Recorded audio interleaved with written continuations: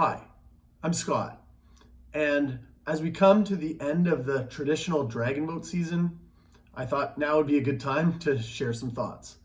The thought that I have is the excitement that I'm used to feeling the night before the big race, or even the local race. I can remember vividly just shaking with excitement about the next day's experience.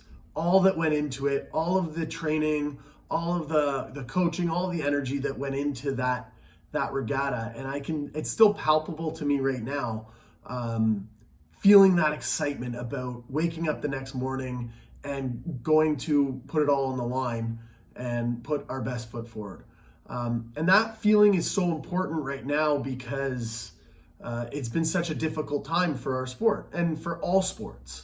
And as far removed as we are right now from that feeling, I think it's so important that we harness that feeling, that we talk to our friends about that feeling, that we keep that excitement and that positivity as we go through this challenging time.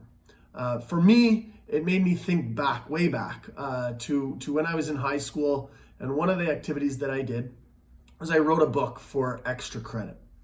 And every week I had to submit a chapter of my book, and my English teacher would edit it, rip it apart, and then we would go back to writing the next chapter, and so on and so forth. Anyways, the point of that book was the athlete's journey. That feeling was very important to me even back then. And the book's last chapter culminates with not scoring the winning goal, not winning the big race.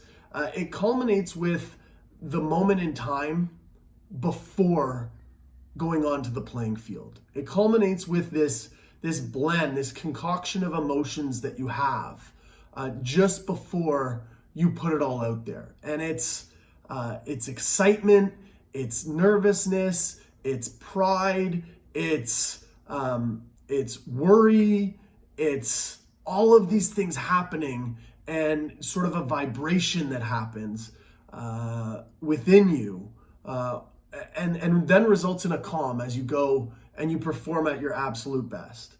And that's the moment that the book that I wrote, the vision that I had back in high school, as sort of the pinnacle, as sort of the ideal athlete's experience. And I just share that now because I think that now's a critical time for us all to look at our athlete's experience and more than anything to invest in our athlete's experience, to invest in all of the trials and tribulations that lead up to that moment of excitement, of nervousness, of can we do this?